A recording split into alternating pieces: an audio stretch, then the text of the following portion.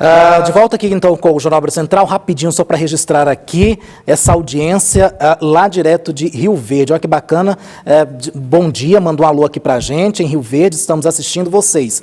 A Leiriane, Simon, Marta e Andriele estão no restaurante Bar Restaurante Degusta, lá em Rio Verde. Pessoal, muito obrigado pela audiência, grande abraço a todo o povo de Rio Verde, essa terra querida, né, que a gente gosta muito.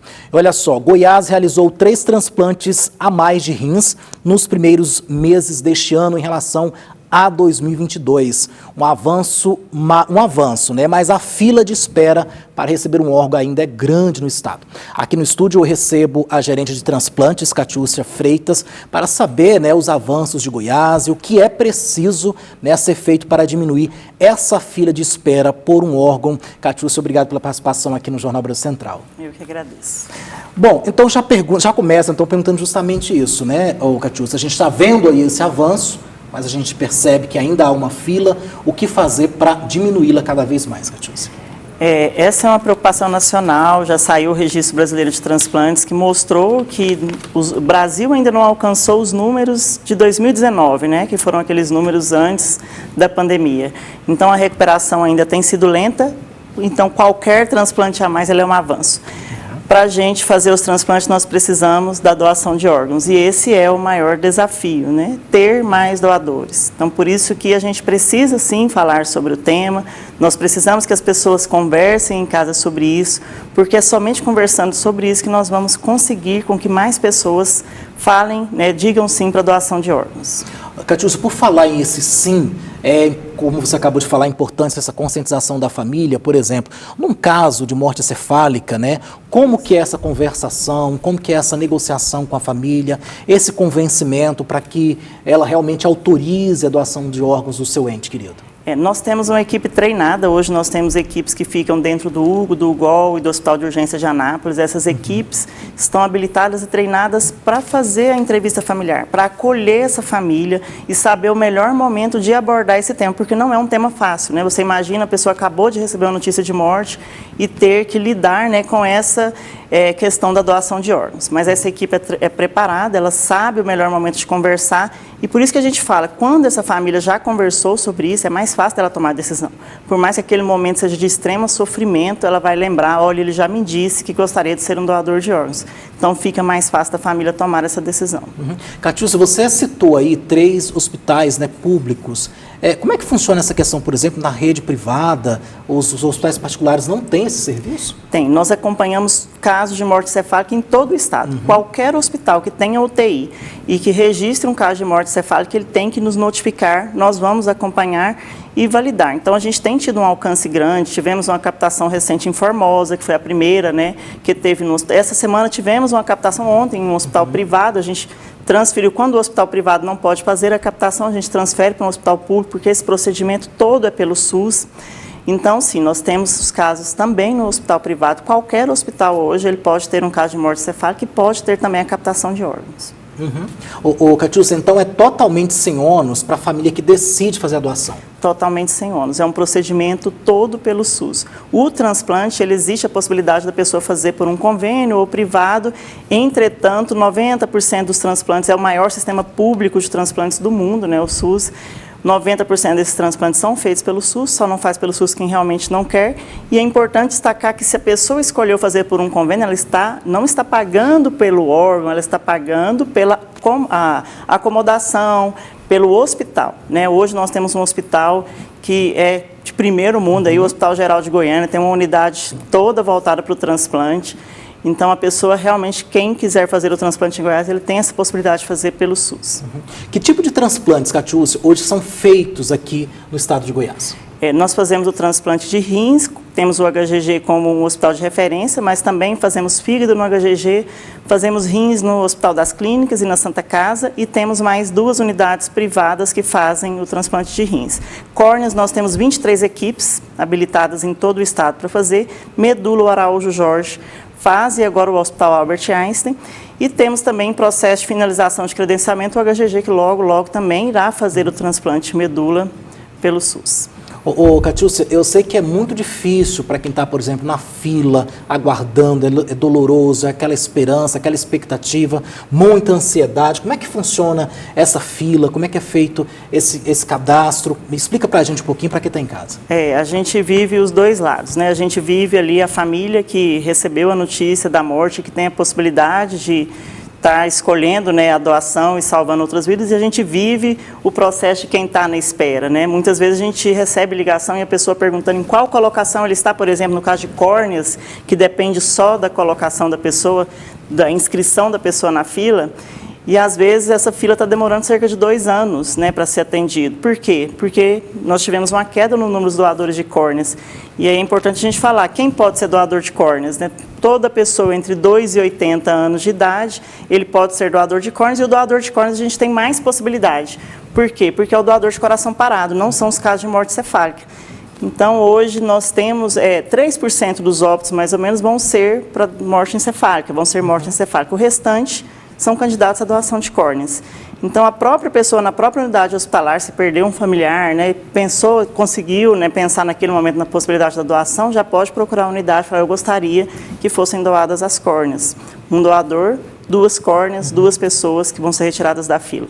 O Catiúcia, só retomando aquela pergunta anterior, que depois me veio aqui uma dúvida, por exemplo, o transplante então não é feito aqui, como é que é esse processo? Vai para outro estado, como é que isso funciona? Isso, quando a gente faz o gerenciamento da fila, nós geramos aqui rins para Goiás, fígado, por exemplo, não tem uma pessoa de fígado compatível aqui, nós vamos encaminhar para a Central Nacional, eles vão buscar os receptores e nós captamos órgãos que não são feitos transplantes aqui, como coração, pulmão, né, pâncreas, tudo é captado.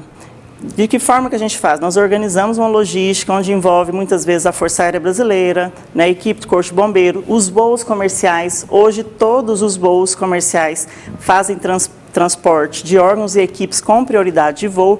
Então, se a gente tem hoje um rim que precisa de mandar para o Rio Grande do Sul, nós vamos deixar no aeroporto, o piloto vai levar esse rim na cabine com todo cuidado para que ele seja entregue em tempo hábil para o transplante. Catiúcia, você até citou agora há pouco a questão de Formosa, que vocês captaram um órgão essa semana, né?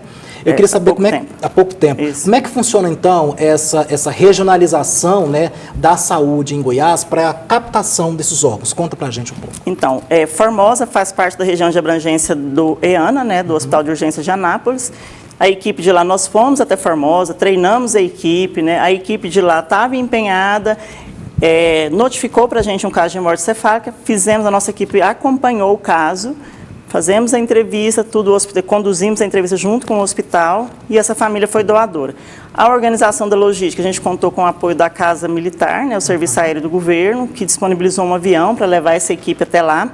Por quê? Porque a gente ganha tempo, né? Apesar, a captação foi de rins, mas mesmo assim, apesar do rim ter 36 horas para ser transplantado, o ideal é que seja feito o mais rápido possível. Já é diferente de um coração, que é 4 horas para que esse transplante aconteça. Por isso que a gente precisa da Força Aérea, precisa de batedor nas ruas, precisa da ambulância, por causa desse tempo. Certo? Então, hoje, com a regionalização, a gente consegue alcançar Uruaçu, né? A HCN está abrindo protocolos, já teve casos de doação de órgãos no HCN.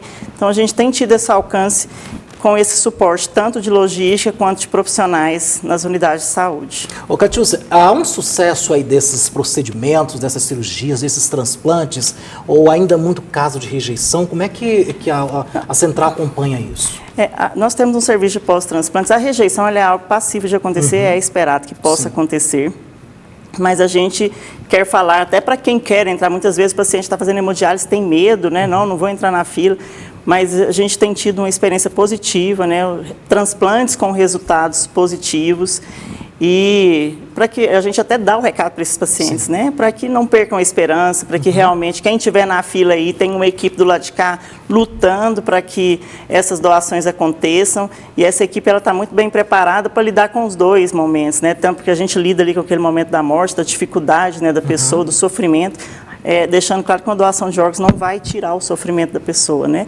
Mas ela doando, ela vai poder lá na frente ter o conforto de saber que o seu ente pôde ajudar outras pessoas, né? Salvar outras vidas. E esse é o feedback que a gente tem tido das famílias que doam, né? A gente tem um serviço de psicologia que acompanha as famílias que doaram E essas famílias têm manifestado isso, né? Do quanto a doação, eu escutei um depoimento recente de uma mãe que doou de uma filha de 3 anos, ela disse que a doação de órgãos está salvando a vida dela também, por ela saber que a filha dela deixou o legado, né, de salvar outras pessoas. Que legal, essas histórias de finais felizes é que a gente quer realmente mostrar aqui. Catiúcia, eu queria então que você deixasse aí um apelo para quem está nos assistindo, o quanto que é importante, né, as pessoas realmente doar, conscientização da família, isso salva vidas, dá esperança para outras pessoas que estão aí aguardando. Pessoal, fecha aqui para mim na Catiúcia, Catiúcia capricha nesse recado, tá bom? Vamos falar para quem está em casa, com a câmera, pessoal, para a Catiúcia aqui. Então vamos dar Catiúcia, vamos lá, faça esse apelo para quem está em casa.